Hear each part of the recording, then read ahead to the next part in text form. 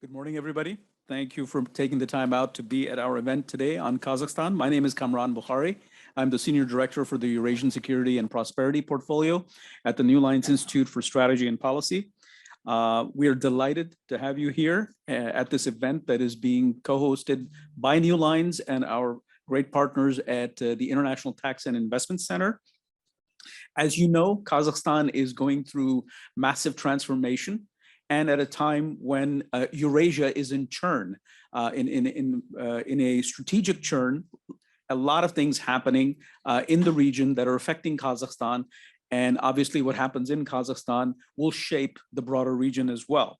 So we'll get started, and I'd like to call upon His Excellency Ambassador Yerzhan Ashikbayev, who is the Ambassador of the Republic of Kazakhstan to the United States. He's been at that post since April of 2021. Previously, he was Deputy Foreign Minister from 2013 onwards. He's also served as the Deputy Head of the Prime Minister's Office in Kazakhstan, and he's Head of Foreign Policy at the Presidency. Ambassador Ashikbayev, please.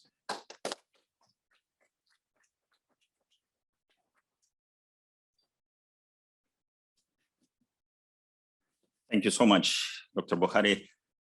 Very good morning.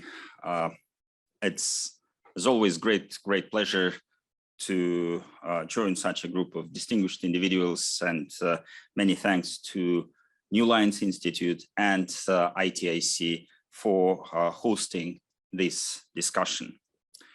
So the topic today is strategic implications of Kazakhstan's political and economic reforms. And let me start by underscoring the core ideas of the concept of Just Kazakhstan, which has been introduced by President Tokayev.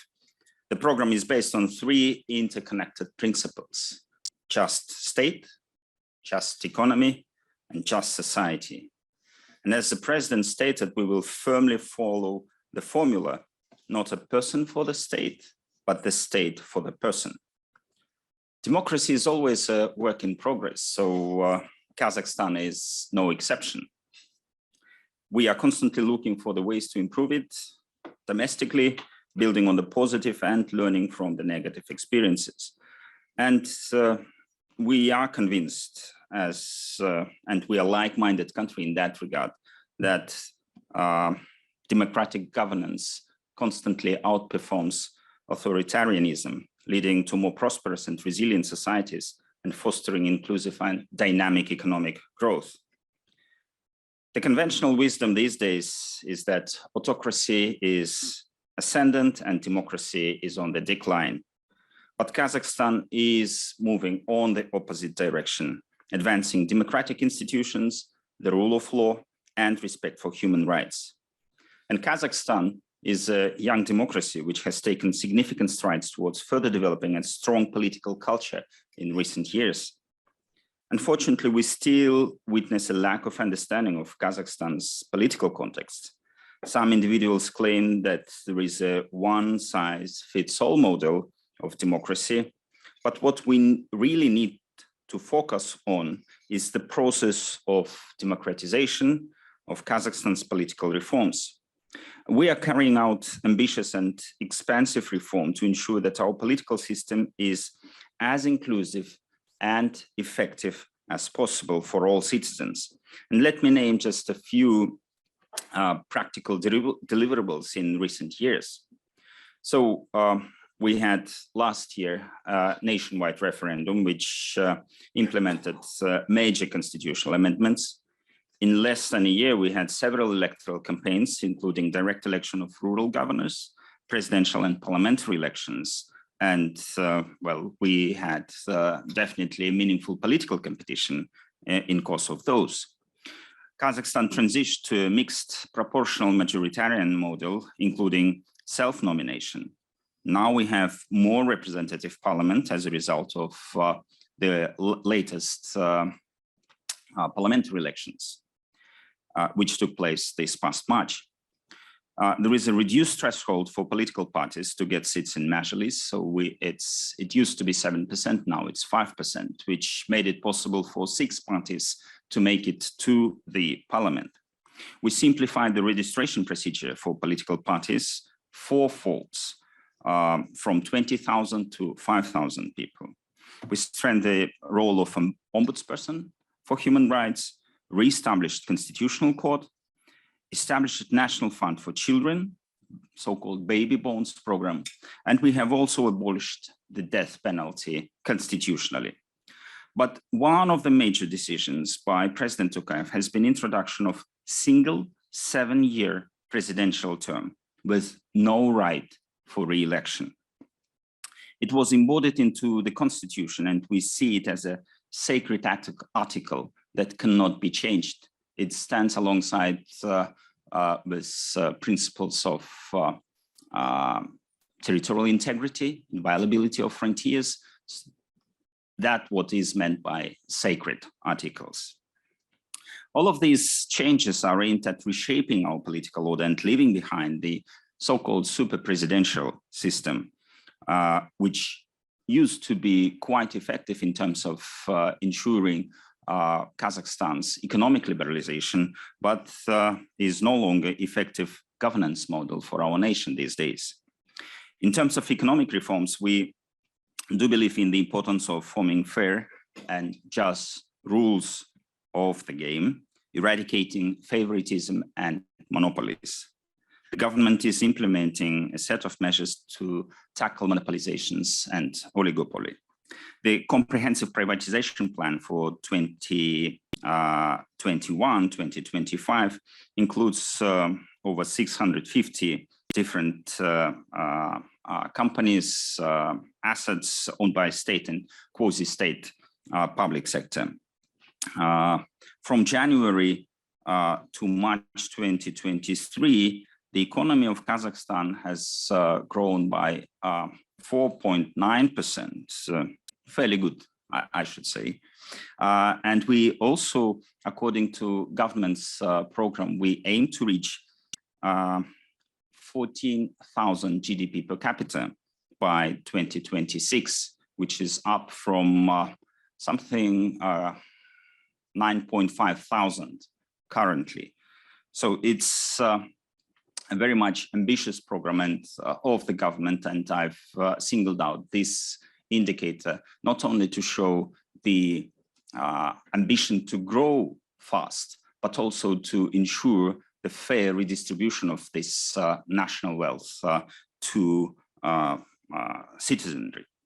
And it remains our political intention to join the OECD, Organization of Economic Cooperation and Development, and to introduce by that membership or path to membership would definitely bring both best practices and renowned international standards to Kazakhstan. Kazakhstan's economic progress has been backed by not only the government efforts, but is recognized by international institutions and non-governmental institutions as well. According to World Justice Project Rule of Law Index for 2022, Kazakhstan ranked number 4 out of 14 states of Eastern Europe and Central Asia. While, and by the way, Kazakhstan is named alongside with Uzbekistan, whose ambassador is present here, as a top performers in terms of improving rule of law globally for the past 5 years. And I should also mention that rating agencies such as Standard & Poor's, Fitch and Moody has made the evaluation of Kazakhstan sovereign credit rating as a stable, and Kazakhstan has consistently been rated as investment grade economy for the past decade or over a decade. And let me just point out that from among all post-Soviet states, now that Russia unfortunately ruined its reputation, Kazakhstan remains the only investment-graded country in that vast Eurasian landscape. Work is being done also to increase the people's purchasing power and reduce poverty.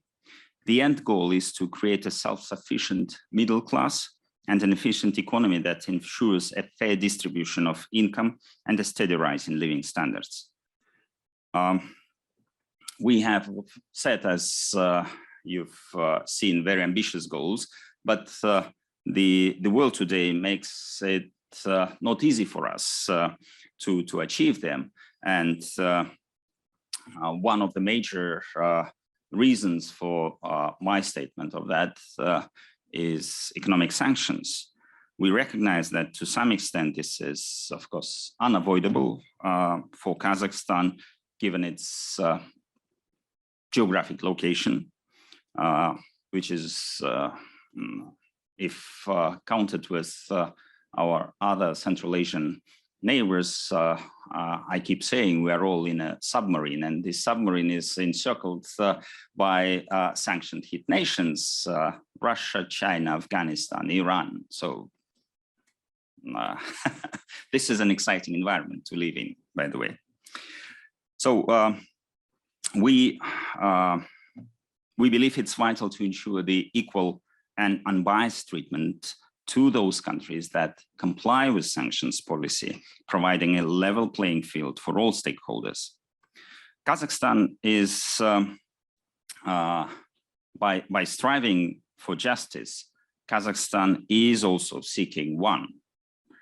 And this is a graduation from notoriously outdated Jackson-Vanik amendment.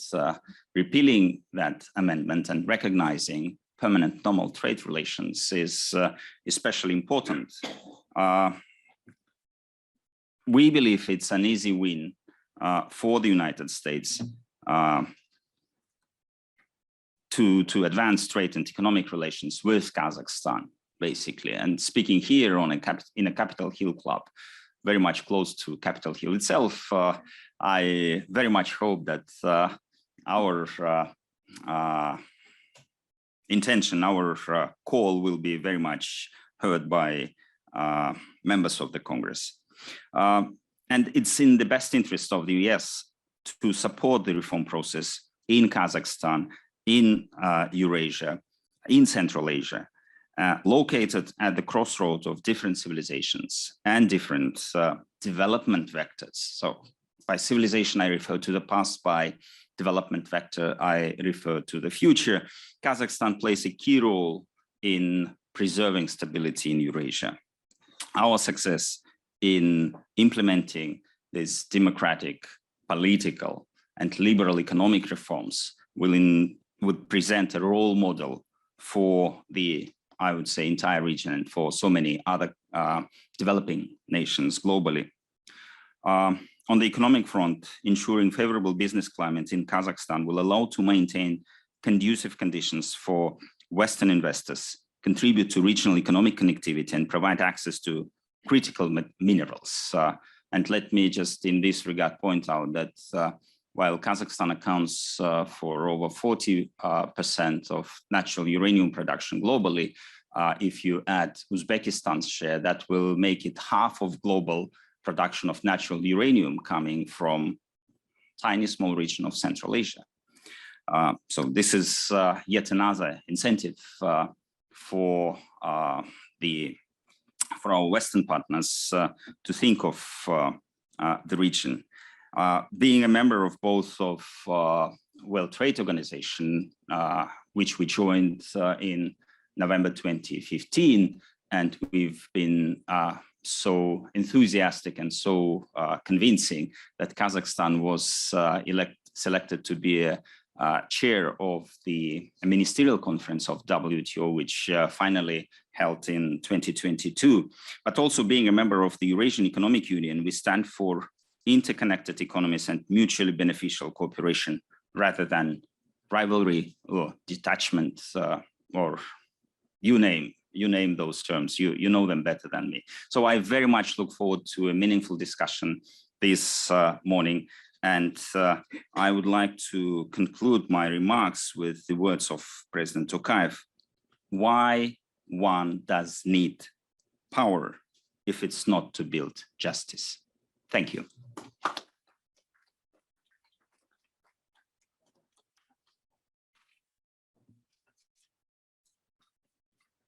Thank you very much, Ambassador Ashikbayev, for those exciting and insightful remarks. It should be noted, and I'd like to sort of reiterate that, yes, the world seems to be moving into authoritarianism, but it's great to see that countries like Kazakhstan are moving against that trend. And this is something that we should encourage and cooperate with. Moving along, our next speaker is Mr. Daniel Witt. He's the founder and president of the International Tax and Investment Center. He has 30 some years of experience in working in 85 countries, promoting free markets and helping lower barriers to tax, trade, and investments. He is amongst the first to work in this area in the former Soviet space after the implosion in 1991. He's been to Kazakhstan many times since 1993. I'm going to pass the mic to him. Thank you so much, Dan. Well, if you don't mind, I think I'll sit here to foster the spirit of an interactive panel. Ambassador Ashikbayev, great remarks. Ambassador Sidikov, it was so nice to meet you last night, and look forward to working with you. And to see the two of you sitting next to each other like neighbors, like on the map. And as we're sitting here, you're to the south, you're to the north, and that picture right there tells a lot of stories and good stories. And I look at our panel, and Kamran, we've got a rich collection of Kazakh observers, but I want to be cautious and not arrogant. Who are we to observe when you've got some pretty distinguished Kazakhs here in the room? So I think we'll share an outsider's perspective and try to comment on our view of progress relative to the rest of the world, and also, some of our suggestions really to the US government on how they need to pay more attention to this region. It's been a great pleasure. I made my first visit to Kazakhstan in 1993. I've lost track after 100. I'm going to go there on Sunday, so I keep going back. And my wife has been there, my kids have been there, so we're trying to promote the next generation of U.S. Kazakh friendship, and I'm thinking of maybe Samarkand could be a way to introduce my 23-year-old twins to your country, Ambassador. Our work is primarily on economics. In no question, Kazakhstan was the leader on economic reform in the former Soviet space. And I would include Russia with that, because they had to start from scratch. And it's really quite difficult to fathom. I mean, just look at what's going on across the street to get a debt limit or spending cuts agreed. Can you imagine if they had to build the country from scratch with this cast of characters across the street? So, the kind of leaders that have been in these chairs in Kazakhstan and Uzbekistan for the past 30 years, they're giants compared to the petty discussions we're having here in America. And did they do everything perfect? No. Did they trample a few individual rights for the good of the country? But now, as things have stabilized, they're on the path to make things right. And again, while we work in economics, personally, I've observed a number of elections in Kazakhstan out of a curiosity. President Nazarbayev said, we're going to do economics first and political reforms later. And I was just curious how they interacted. Elections affect political stability. Political stability is the core of your investment climate. So I made a visit in 1993 to observe a Majili election. I went back in 2005 for the presidential election. And up until this spring, I was at every single election. And what I witnessed with each one, it was progress. Each election was better than the last. Were any of them perfect? No, but I'm not sure you have too many elections in the world today that are perfect. Even Belgium, where Brussels likes to wag their finger from the European Commission, it took them 18 months to form a government, the fighting between the Flemish and the French. So again, progress. And I measure progress. Are there more political parties? Are there more candidates? Is there more balanced media? is there a larger voter turnout? And I wrote an op-ed after one of those elections. I co-authored it with Fred Starr, and it was in the Wall Street Journal. And I criticized the OSCE. I said, you need to look at this as if you're raising a young person to become a healthy and successful and productive adult. And I said, if you raised a child the way the OSCE tries to raise young democracies, they'd run away from home when they're 14. So it's progress. And we want these countries to be in the world family of democracy. And again, step forward, each one, in particular, the November presidential election. And I'll let Margarita comment more because she was one of the observers at the Majali election in March. And I think candidly, we knew the real political reforms, electoral reforms would come after President Nazarbayev. The first president of most countries is a giant. And you look at America, I think there would be a good chance. Look at David Jory, who is our host here at the club. He knows American politics better than me, but if there weren't term limits, I think there's a reasonable chance Bill Clinton would have served a third term. I think he wanted to. Barack Obama, I think his wife wanted him out of there, but no question, he would have been elected for a third or a fourth term. So things weren't any different with President Nazarbayev, and I think we need to recognize how valuable and meaningful it was for him to resign and have a peaceful transition to a new leader. Because in these parts of the world, just think about it for a moment. Most people die in office or they're killed. Few people voluntarily step down and have a dignified retirement. And that's a giant step forward. So if you look at the invitation, Cameron picked the words Kazakhstan's democratic experiment. And we've talked a little bit about that, but let's not forget Kazakhstan's economic experiment beginning in 1991. We take that for granted, but moving from socialism to a market economy is a painful task. A painful task where you see your economy shrink by 50%. We cry in America when we have a recession and GDP contracts by 2%. Think about 50%. You couldn't, those days that people have long forgotten when they couldn't keep the lights on, the hot water, planes would fly in, and there was one, a Lufthansa one, we put up money so they could repay for the fuel because they weren't giving them credits and they didn't have enough fuel to get that plane back to Germany. Now, the metrics on how well are you doing with economic reforms are pretty clear. GDP per capita, foreign direct investment, but you don't have such cut and dry metrics on how do you measure democratic reform. But both of them are incredible steps forward. And that's what we're talking about here today. In addition to that transformation, that you're also witnessing a demographic transformation. Since independence, the Kazakh population has become much younger. In 2022, more than 50% of the population was born after independence. And my colleague from Uzbekistan mentioned last night that 60% of the Uzbek population is 30 years or younger. So people who have never grew up, never lived under Soviet rule.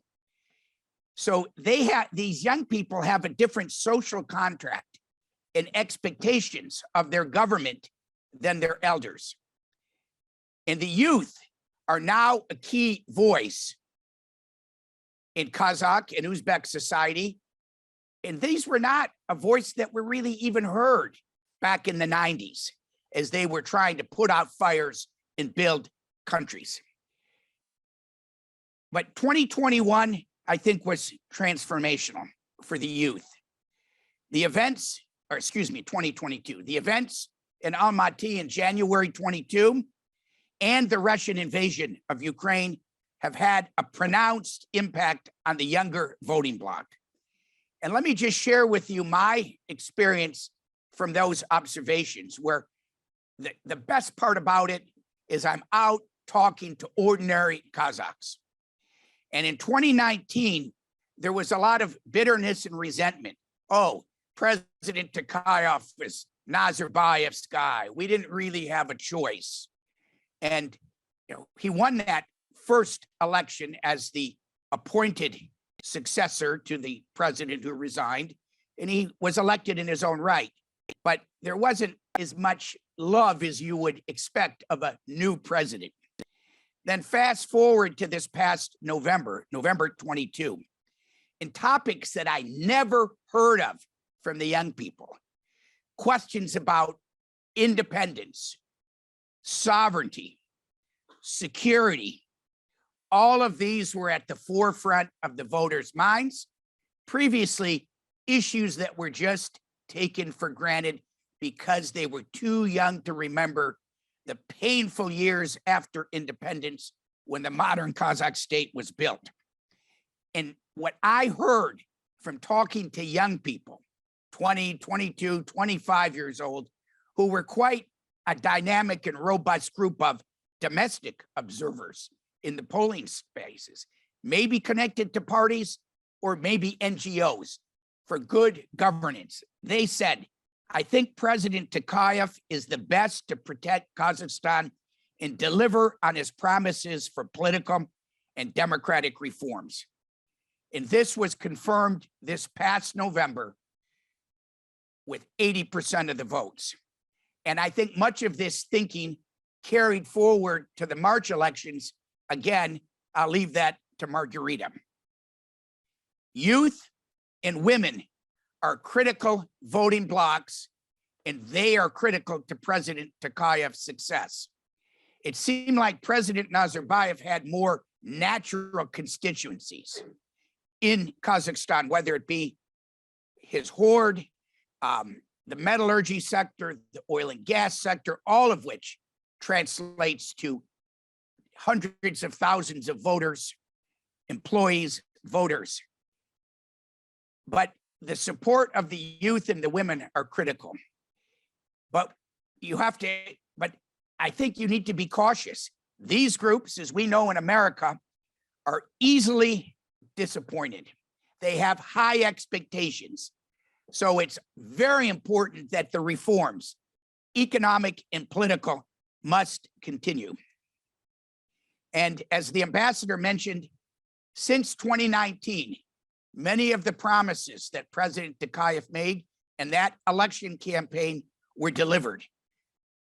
The constitutional reforms, the term limit, making the Majlis more of a real parliament as a voice for all people.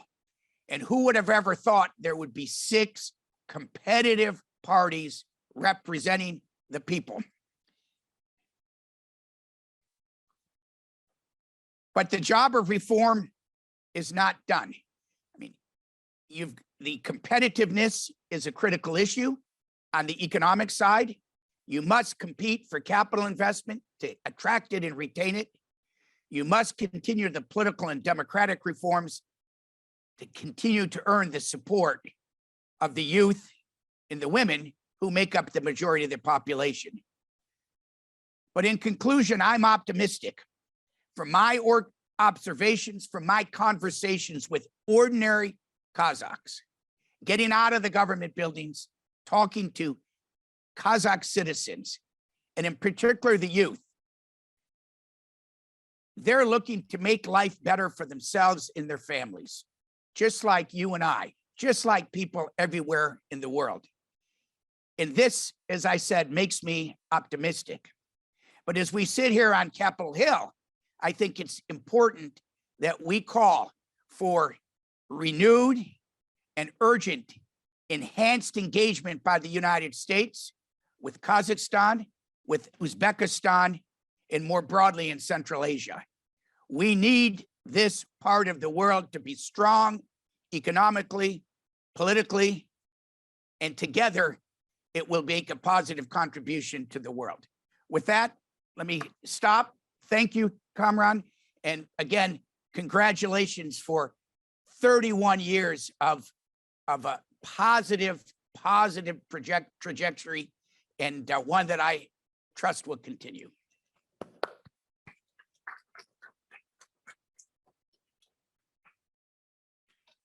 Thank you so much, Dan. That was wonderful.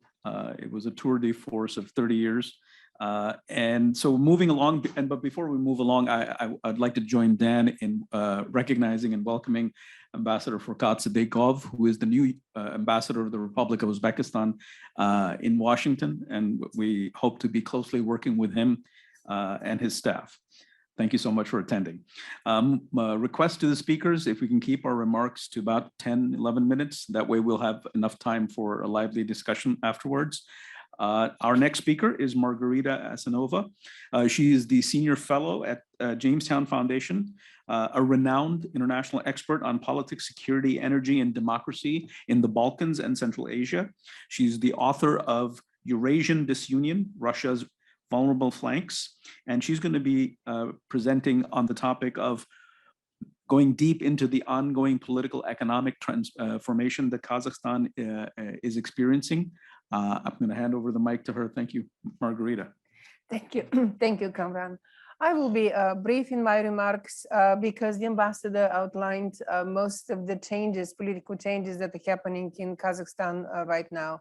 Legislative changes in the law of elections, the changes in the constitution as well are extremely important. Limiting the presidential mandate to one mandate only is a novelty in the region and novelty in many countries which prefer to either continue serving, the leaders prefer to continue serving for 20, 30 years or transfer power to their children.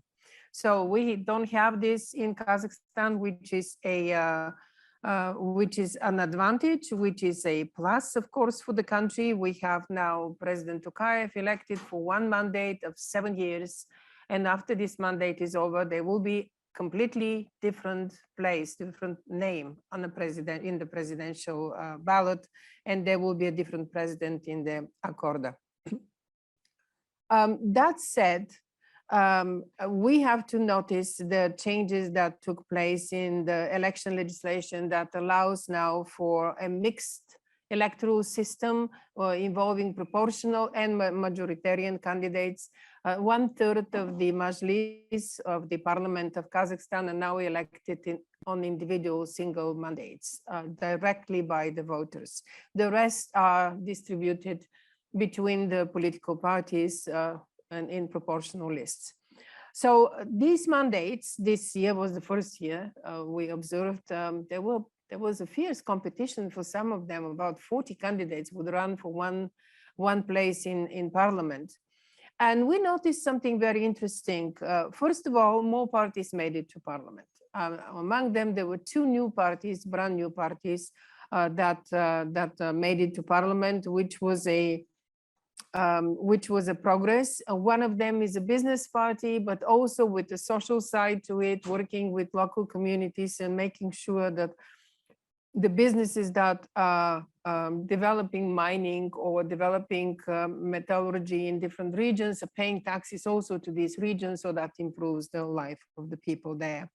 The parliament is more or less centrist. And it is expected to support a robust economic program of the government, which is mostly based on diversification of the economy and privatization. The leading party is still the previous ruling party. Now it's called Amanat. It's no longer Nur Otan. That party gained 54% of the votes in a proportional contest. And some of the members of the individual mandates, some of the deputies that were elected through individual mandates are also either supported by Amanat or they were also members of Amanat. Nevertheless, the majority that Amanat has now is much lower than it used to be in the past, which means that other parties are going to have more of a say in adopting new laws, in changing the direction of the country and the development of the country. The second largest party that won about 11% was actually the rural Aul party. Aul means village. So that party of villagers, of agricultural workers, was the one most supported in the regions, simply because this is a issue that is very much relevant to a lot of the population of Kazakhstan. Development of agriculture, reform of the agricultural sector, land reform, and so on. These things are close to people's minds, and they do vote for that party. But that said, talking about political parties, 6 parties is a good number. There will be more influence, there will be more balance, there will be more debate. It is important because Kazakhstan is preparing to start a much more deeper and much more serious economic reform that is supposed to lead to raising the living standards of the population. This was the reason for the protests last year in January. The reason was people wanted better living standards and people wanted end of corruption. And these protests were legitimate. They had legitimate goal. And in most of the cities of the country where they took place, they were also peaceful and they were well organized, and they had excluded any chance of violence. In several cities, though, the protests were captured by different saboteurs that turned them into a violent riot with really dire consequences, and 229 people dying in these riots. Many lessons to be learned from what happened in Kazakhstan, and I think that they've been studied seriously. The caution, the attention to how people live and how people feel is now much more focused on the population. But here is one thing that I want to focus the attention of everyone. In terms of elections, it's very important that the media continues to develop to become truly free, independent media that is covering the entire society in an unrestricted way. And also it's very important that the opinion polling agencies are finally out of the control of the Justice Ministry, so they can provide politicians with the real data about the attitudes of the population, so that these politicians can tailor their policies towards their own constituents. Extremely important part of the political development of political system. It took time in other Eastern European countries and other countries that came out of the former Soviet Union to realize this and to allow more freedom in terms of opinion polling. And I think it's going to take place in Kazakhstan too. But with the economic reforms and with privatization, and we are having here Kazmunaygas slated for privatization, and Kazatomprom slated for privatization, Timur Zhuli, the biggest, the company that is railway company in Kazakhstan, the state one, they're all slated for privatization. There will be social problems. There will be problems with lost jobs. There will be tensions within the companies. We saw last month journalists and workers who were laid off were coming to Astana to protest, insist to get their jobs back. And this is where a lot of attention needs to be put to develop a tripartite mechanism for consultations and for labor negotiations to really take the hit of these tensions that are pending and that are already happening, and make sure that the people either their conditions in the privatization to protect certain jobs, or when there is no such option, because the new owner is going to decide what to do, of course, to have a requalification, to have a mechanism to take the social burden from those privatizations. And I'm saying this from the point of view of experience in Eastern Europe, where the trade unions were not necessarily the enemy and the competitor and the opposition. They were partners. They were partners of the workers, and they were partners of the businesses. They were partners of the government in order to soften the hit, to soften the effect of really deep economic reforms. Kazakhstan does have good trade unions in different enterprises, in different industries, and it will be very important for this to continue. Otherwise, social unrest will come again, because if people don't have an outlet, if they don't have a place to go and have a dialogue on their everyday issues, they go on the streets. And Kazakhstan, I'm sure, is thinking about it to prevent such development. I will stop here, but before that, I want to say, implementing such far-reaching economic reforms and political reforms at the time of geopolitical challenges, such as Russia's war against Ukraine, such as China and the competition with the United States, and also China becoming a lot more confident and trying to increase influence in Central Asia. It's a very complicated task. And in that respect, I think any assistance, any help, any diplomacy by the United States, and of course, the interest of American companies to go and invest in an economy that has a lot of potential, especially now with the development of the Middle Corridor. I just came back from Azerbaijan, and it's becoming a really big hub of the Middle Corridor, a country that is putting a lot of effort and money in development of the Trans-Caspian route to export goods from Central Asia.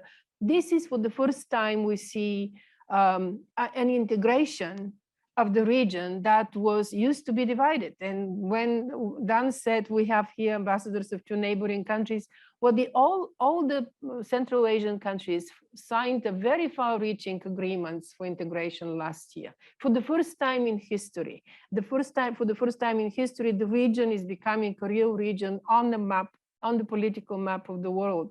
Yes, landlocked. Yes, between China and Russia and Afghanistan and Iran, and it's a difficult place. But the more the region is becoming integrated, cooperating with each other, extending this cooperation through the Caucasus and Turkey and all the way to Europe, this is going to be a very strategic area for the United States, an area that we need to pay attention, because we don't want to lose the heartland. Thank you.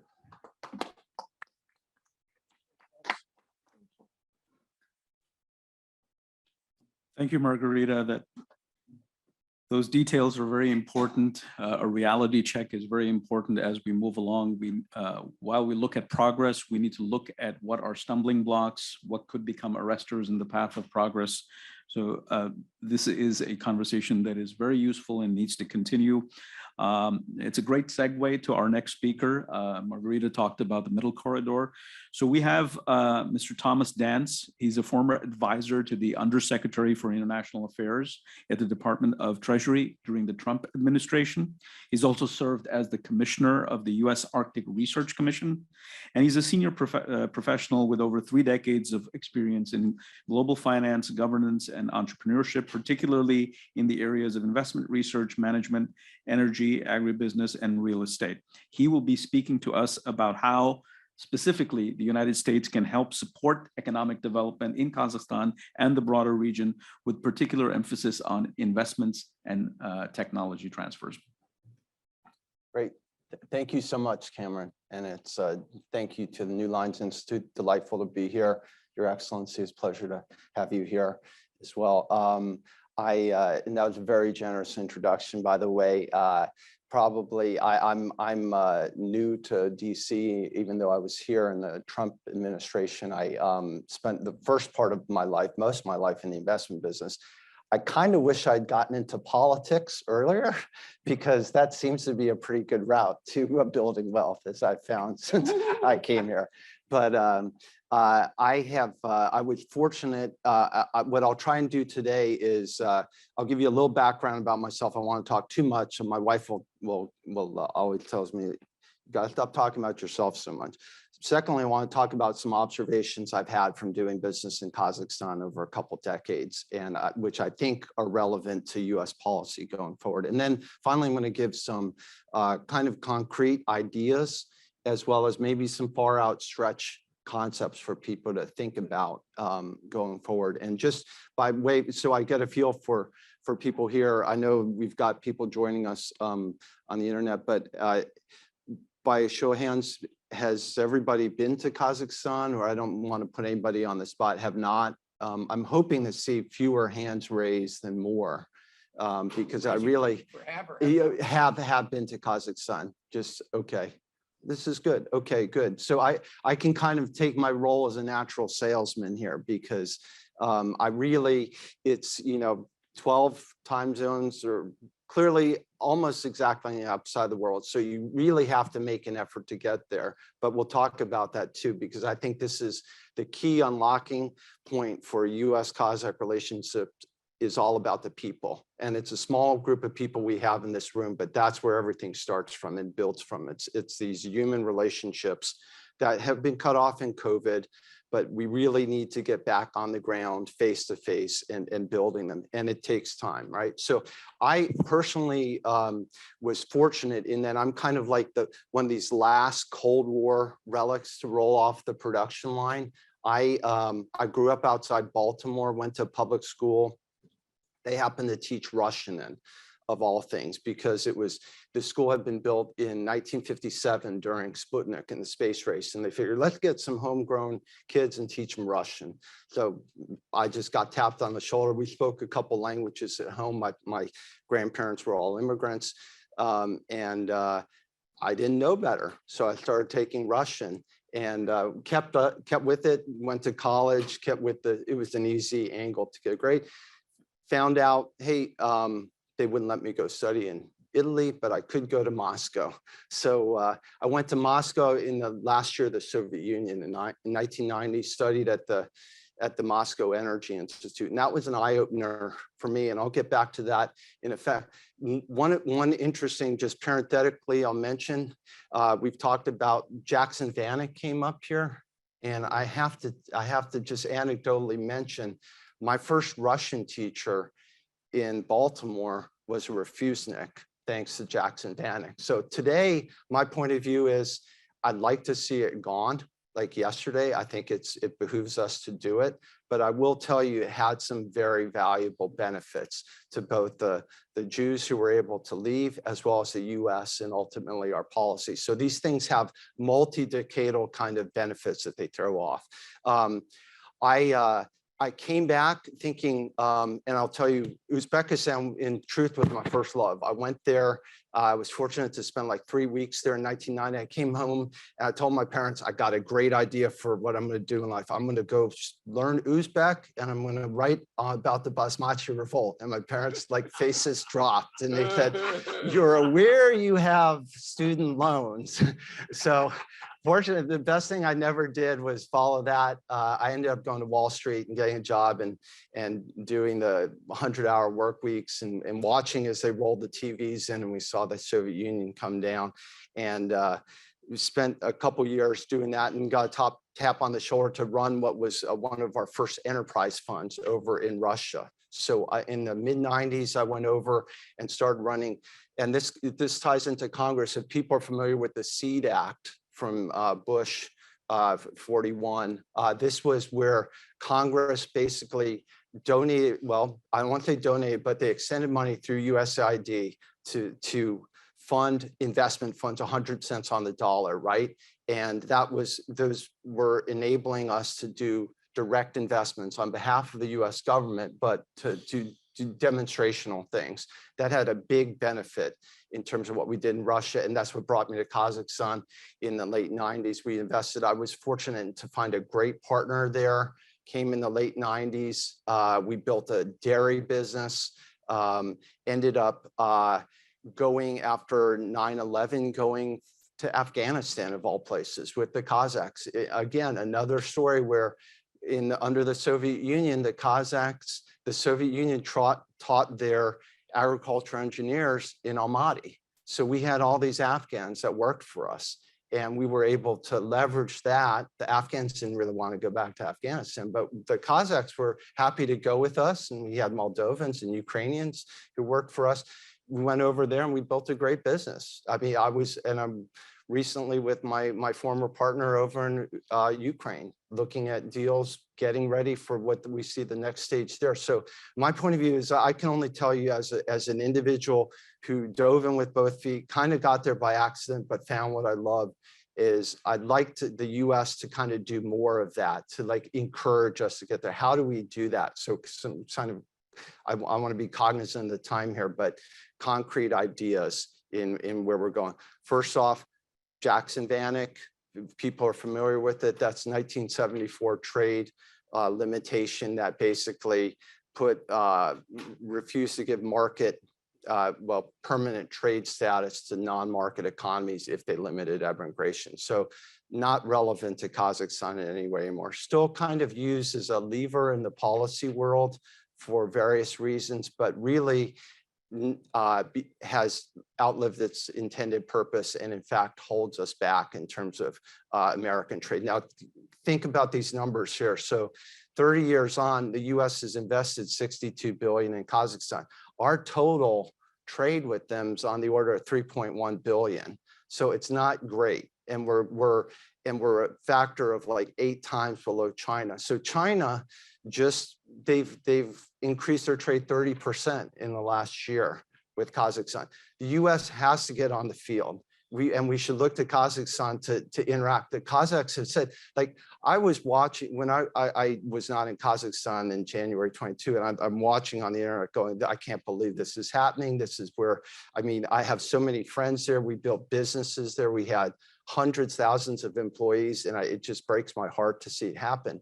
But then a month later, I'm on the phone, I'm going, this could be the best thing that's happened to us yet, because the guys we want are back in charge, and this is going to be the impulse for real change in Kazakhstan. And that's what we're hopeful about. There's still work to be, still work to be done, but we've got a fortunate in President Tokayev and a real kind of perspicacious leadership there that can do a lot of the things that need to be done. Privatization, big opportunity, right? You know, the middle corridor, you know, I'm of the view that, and without making a lot of comments on the Ukraine situation, Russia, you know, coming from Treasury, I saw us persecute a kind of, I'll call it a hot economic war in Ukraine, which is a lot about hitting and strikes, et cetera. Well, the opposite needs to happen. If you're going to do that, you at some point need to go on offense. Offense to me is investment, is better integration in the parts of the world like Kazakhstan where we can be, right? I would say, like, if we're going to spend billions of dollars on military and economic aid to Ukraine, a couple $1 billion in Kazakhstan could go a long way in terms of our regional stability. We're going to pull out of Afghanistan. Fine, we're not spending that money anymore on persecuting war there. Let's do some things in Kazakhstan. That's making infrastructure investments. Somebody's got to come up with the scratch to build the first part of the middle corridor, right?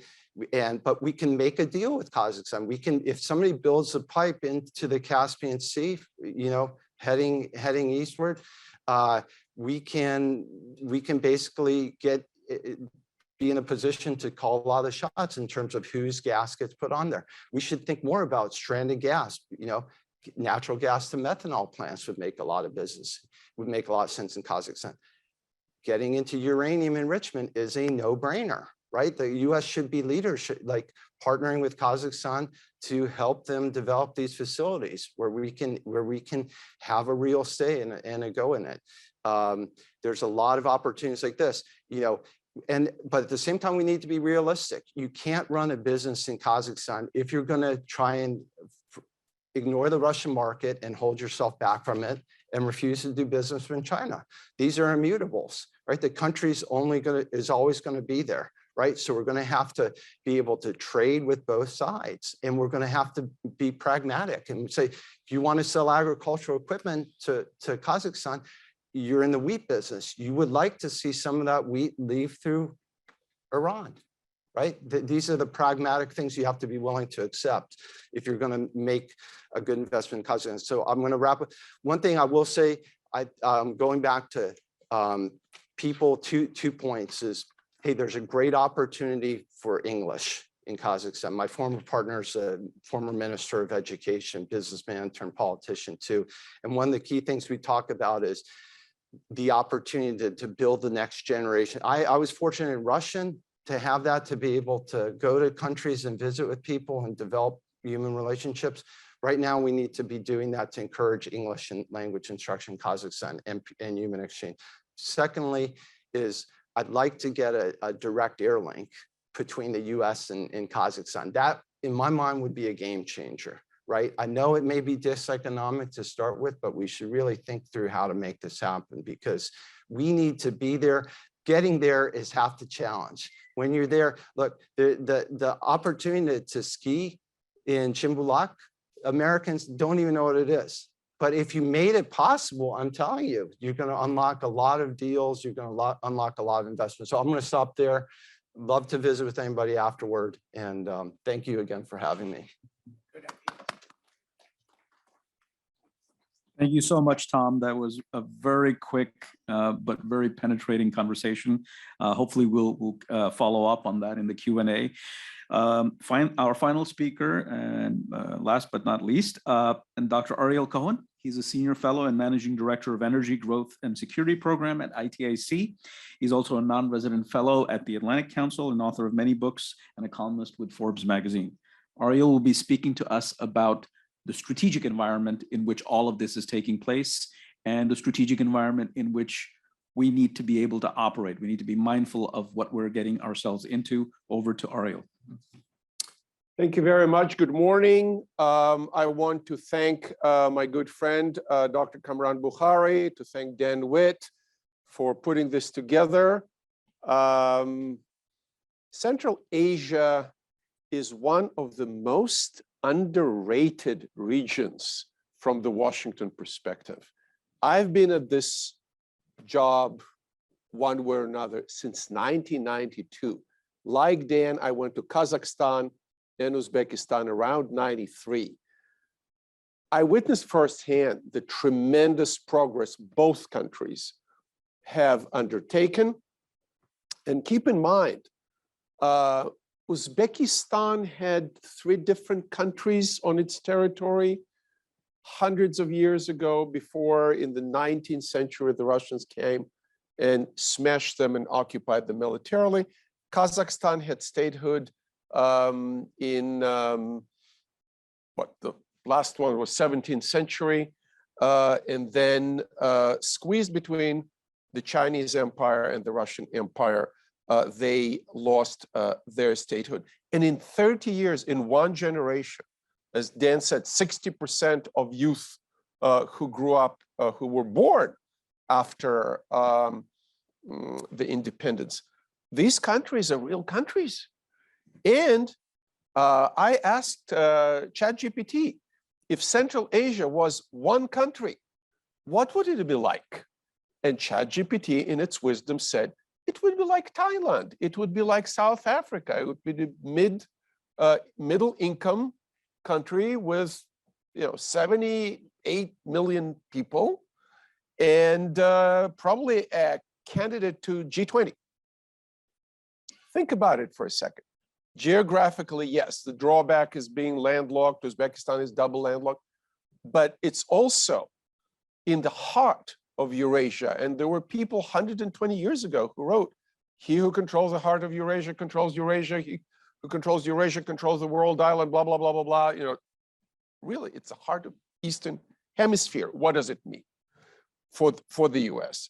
It means that if these countries pursue their multi-vector policies that they're pursuing now for 30 years, President Tokayev, in his capacity as a foreign minister and prime minister, was a central architect of this multi-vector policy, together with the first president, Nazarbayev. Uzbekistan moved from more isolationist foreign policy to much more engagement, to currency convertibility, to investment. I do a lot of energy, including renewable energy at ITIC. Some of the largest and economically most effective projects into solar photovoltaic with the money from the Emirates and Saudi are in Uzbekistan. Why? It's a no-brainer. 300 days out of 365 days, it's bright sunshine. So the multi-vector policy from our perspective includes not beating these guys on the head when Kazakhstan is trading with one of its largest trade partners, Russia. Yes, Kazakhstan went out of its way to signal that they do not approve Russian aggression against Ukraine. President Tokayev was explicit. He said, we're not recognizing not just Crimea and Donbass, but also the two new territories that Russia claimed as theirs and is trying to annex, Zaporizhia and Kherson. Kazakhstan is meticulously observing the sanctions, and if individual players, actors, bad actors, are violating policy, those actors should be pursued, not the country. My colleagues talked a lot about the Jackson-Vanik amendment that denied PNTR, permanent normal trade relations, to countries that in 1974 did not allow Jewish immigration. Well, I'm a Jackson-Vanik baby. My family immigrated in 1976. I was 16 years old. This time has passed. I've been to Kazakhstan like then many, many times. I lost track. But I met with the chief rabbi, whose name is Cohen, by the way, and with others. And it's a thriving Jewish community there, as there is a thriving German community. Those Germans couldn't go back to Germany. Korean, Ukrainian, Russian, you name it. But in the geopolitical context, when day after day, Russian bad actors get on national television, like Vyacheslav Nikonov, the grandson of his grandfather, Vyacheslav Molotov, and says Kazakhstan doesn't, have a claim to its northern territories. Or a really bad actor and a war criminal like Igor Girkin, Strelkov, says, Kazakhstan is next after Ukraine. What Kazakhstan is supposed to do? Of course, it'll talk to China and it'll talk to the United States and it'll talk to Europe, because these politicians in Russia are articulating a real present danger to Kazakhstan's territorial integrity. In terms of economics, it's extremely important. The Middle Corridor is an attempt to further develop the Belt and Road Initiative by China that Xi Jinping launched in Kazakhstan in 2013. But it didn't go real well. There's a lot of money that China spent that the economic return on investment is dubious, to say the least. So what is one of the solutions? One of the solutions is keep developing it, but because Russia is caught in a self-inflicted disaster, you route your roads, railroads, ferries, cyber optic cables from Kazakhstan and Turkmenistan to Azerbaijan and further to Georgia and Turkey. This is something we should look at as an economic opportunity.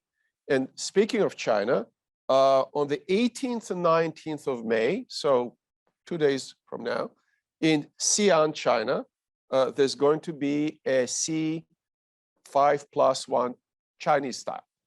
The Chinese are very serious about it. Xi Jinping visits Central Asia regularly, so does Putin. Central Asian leaders recently, probably, as they say, holding their noses, went to Moscow and stood there with Putin on the podium for the Russian V-Day, May 9th. Again, these countries have a lot of interest there, including, in case of Uzbekistan and Kyrgyzstan, a lot of migrant workers who send remittances back home, Tajiks also. Secondly, Russia is controlling the main pipeline, the CPC pipeline, Caspian Petroleum Consortium, I think it's a Caspian Pipeline Consortium, from Kazakhstan to Novorossiysk. Russian equity partners are there. I don't know if Lukoil is still there or was replaced by Rosneft or something like that. But in any event, Russia got Kazakhstan by its throat. As long as alternative oil pipelines and transportation routes are not developed across the Caspian through Azerbaijan, Kazakhstan needs to watch it because it's something like 50% of Kazakh revenue. Kazakh-Azerbaijani connection is growing and expanding. Margarita, you said you saw the transportation infrastructure development on the Caspian. I would add to that the potential of Turkmenistan. In 2006, Lisa Curtis and I both worked for the Heritage Foundation. We published a paper on TAPI, Turkmenistan, Afghanistan, Pakistan, India pipeline. This is one of these evergreen projects that I don't know if I'm going to see it in my lifetime. But if you take even a fraction of that gas that is designated for TAPI, so India, I think, fell off, but Pakistan is a huge market for gas. If they manage to do it, if they manage to deal with Taliban, which is a huge if, okay, fine, great.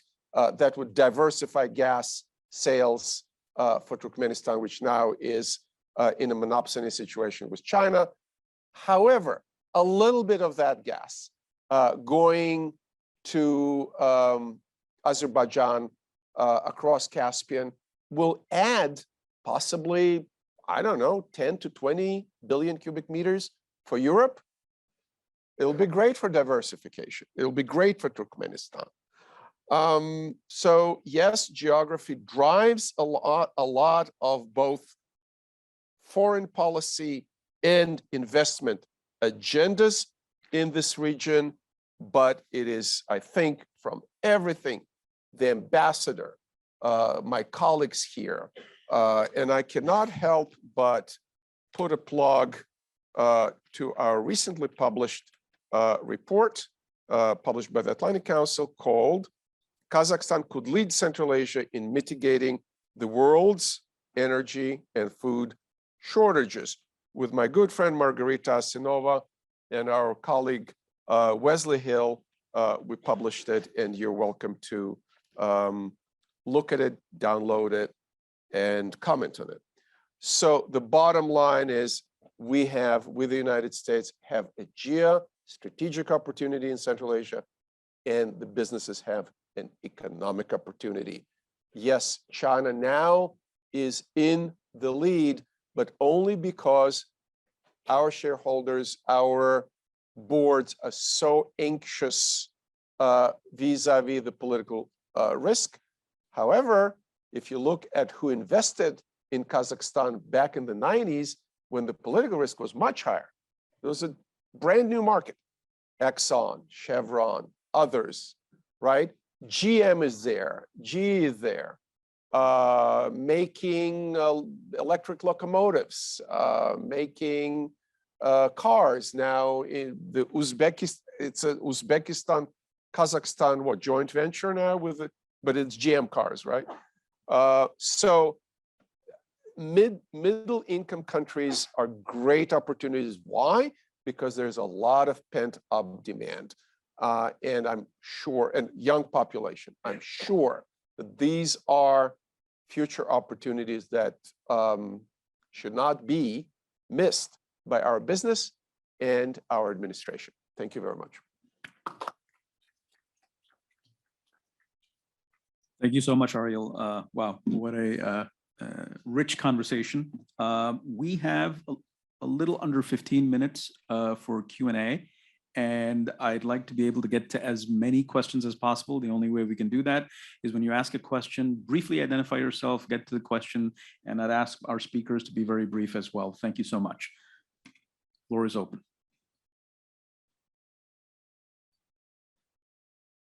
Sir.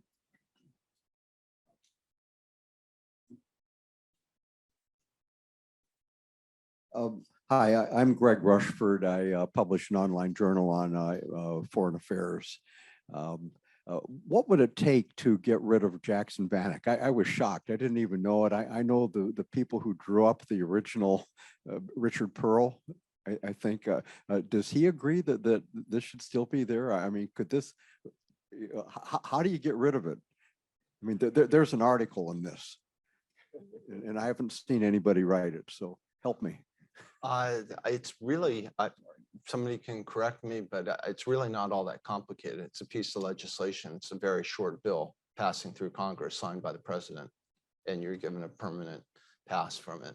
Kyrgyzstan is out, Russia's out, Ukraine is out, all the Baltics are out. Kazakhstan and Uzbekistan are in with Cuba, North Korea. So it's completely a time, it's not complicated. However, I will say it shouldn't, you know, I think it should be part of a conversation with Kazakhstan and Uzbekistan. You know, my point was we need to take some chances in this relationship. We are behooved to do that. You know, Kazakhstan and Uzbekistan, a little different in terms of where they're in their progressions. But for the US point of view, it's better to take the risks up front and embrace them and work positively forward, getting rid of obstacles. Now, we can ask things in exchange, you know, so part of, from an investment point of view, if you look at Kazakhstan, some of the, we have to be fair. There have been some gating constraints. We've had a transition here politically, but some of the legacy past is still there. What I'm talking about is some of these court cases and struggles with investors. It's kind of time to draw that to a close. I think in both, like the investors from the outside looking in say, what about this? What about this? And we need to, part of moving forward into a new age is like tying up the past. So let's put that to bed as well. So. For my sins, I'm a lapsed lawyer, but I still remember that legislative intent is something we need to look at. And the legislative intent had nothing to do with what's the scene today in Uzbekistan and Kazakhstan. Freedom of immigration, check. Freedom of religion, pretty much check, although there's some weird accusation that countries should fully legalize really radical actors, which run around in the Middle East and kill people. I don't think so. But if we are serious about our engagement in Eurasia, Jackson Vanik has to go. Tezcan.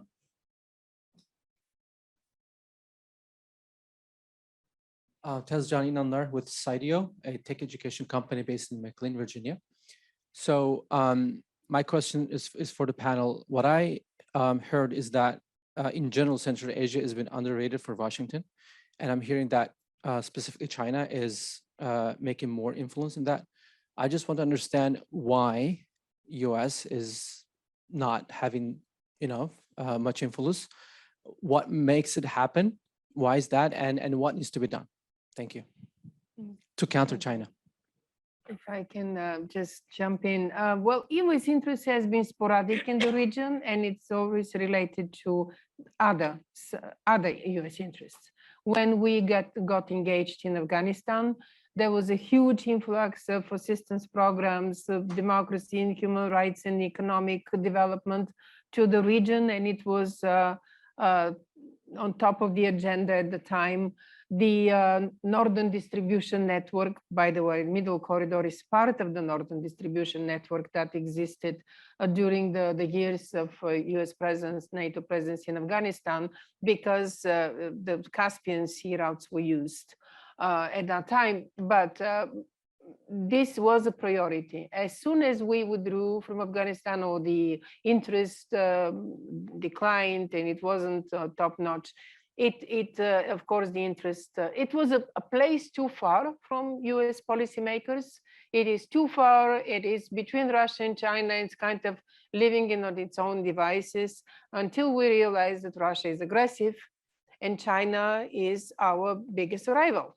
So now is the time to really focus on Central Asia and help the region that has already come to the point of self-integration process and cooperation process developing, for us to assist in this process and make it closer to the West, make it closer to Europe, because they cannot balance Russia and China on their own without having the West on the other side as a reliable partner. This is what they need. Multi-vector policy means you cannot fight with your neighbor to the north. You have thousands of miles of border with the neighbor to the north. You cannot really rival the neighbor to the south. It's too powerful and economically rich. But you can balance all that with developing relations with other countries, with India, with Pakistan, with Europe, with Turkey, with the Caucasus, and with the United States. Margarita is absolutely right. The Afghanistan war and now the Russian war in Ukraine are driving the agenda.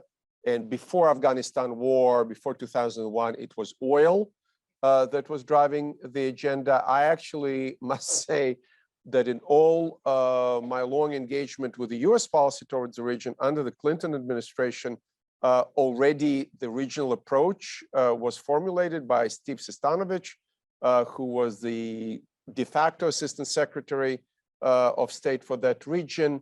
And the regional approach was what's 30 years later is sort of coming to fruition, where Kazakhstan and Uzbekistan are driving the regional agenda. I must say the US tends to drop the ball in other very important areas. Wes and I write a lot about rare earths. These are absolutely vital minerals, metals, that are necessary for IT development, electric cars, energy transition. Where are those? A lot of them are in Africa. Who is eating our lunch in Africa and increasingly in Latin America? China. China is investing strategically both in mining of rare earth and in processing, refining of rare earth, controlling 60% of mining, 90% of refining, and where it's sourcing it from Africa, from Latin America, etc. So we are not capable as the superpower to walk and chew gum. Superpowers are superpowers because they can walk and chew gum. We need to multitask. We cannot just abandon our strategic agendas, especially when it comes to China. And when it comes to China, we're blue in the face about what? About Indo-Pacific, which is a construct, right? Indo-Pacific did not exist in just strategic studies until the current friction with China, but we created it. So from India to the Philippines, to Vietnam, Taiwan, and further Korea and Japan. Central Asia is a land reflection, is a land mirror image of Indo-Pacific, and we're not engaging.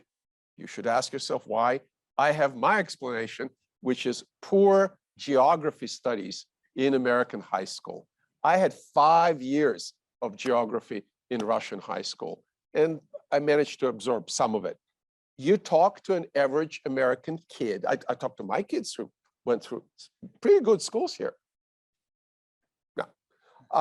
So when kids like that get to the State Department and cannot read the map, that Central Asia is right there on the borders of China and Russia, you get what you get. The other thing is nuclear power. I mean, Kazakhstan is a huge producer of uranium, but it doesn't have processing facilities. It has only one. It's now exporting to China. Why to China? We are going to face shortages of nuclear fuel very soon. If the United States is not going to develop soon, reopen those mines and develop its own uranium, I know that there has been a move on Congress to make that easier and to have incentives for that. They're not developing it because the price is not good. But Kazakhstan is producing uranium all the time. It's just the processing facilities are in Russia. And they cannot export anymore from Russia. If the European Union puts a stop on uranium, on nuclear fuel from Russia, that is going to be the end of the export of Kazakh and Uzbek nuclear fuel to Europe and to anywhere in the world. It's going to be very, very difficult. So if they have the enrichment facilities, of course, they can use the middle corridor. There will be, there is a lot of nuclear power plants going to be developed in Europe with the transition. This is a great market. This is a great option, but somebody has to really help with technology and investment in this little change. It's not a huge thing to do to make such a big geopolitical, geostrategic, geoeconomical change in the region. Thank you. We have time for one last question. Yes, please.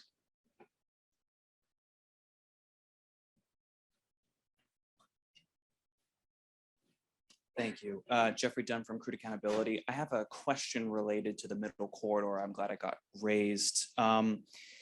My question relates to, and I'll get right to it, is there potential for enrichment of Russian entities, sanctioned or otherwise, through investments in the middle corridor? You know, for instance, we have a lot of Russian economic and political activity in the region. You mentioned the CPC corridor, the CPC majority shares, yes, the CPC pipeline. But the consortium itself is majority owned or has majority shares owned by Russian companies. There's also talks about the development of the Dostluk field, which was disputed by Azerbaijan and Turkmenistan for many years. I believe more recently, the Turkmen government has mentioned that Lukoil would be involved in the development of the field. So again, is there any cause for concern that we would be helping to enrich Russians by investing? Thank you. Good question. Yes, there are Russian investments in the region, but this is all up to us. If the West is putting conditions to support of the middle corridor, so the Russian companies are not involved or not involved to that extent, I think this is going to happen. If I look at Azerbaijan, all these ports that they're building, they are huge docks that they have built for exporting stuff from Central Asia, fertilizers, you name it. So this is a process that is market driven at the moment and driven by geopolitics. But at the same time, it is up to us. The European Union allowed Bulgaria to import oil from Russia by sea to the Lukoil-owned refinery in Burgas. As a result, the refinery works at 120%, only with Russian oil, no more 40% oil from elsewhere. It's up to us. We put the conditions forward.